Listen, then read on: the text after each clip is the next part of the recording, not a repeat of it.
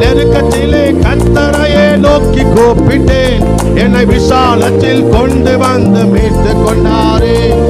நெருக்கத்திலே கர்த்தரையே நோக்கி கூப்பிட்டேன், என்னை விசாலத்தில் கொண்டு வந்து மீட்டு கொண்டார்.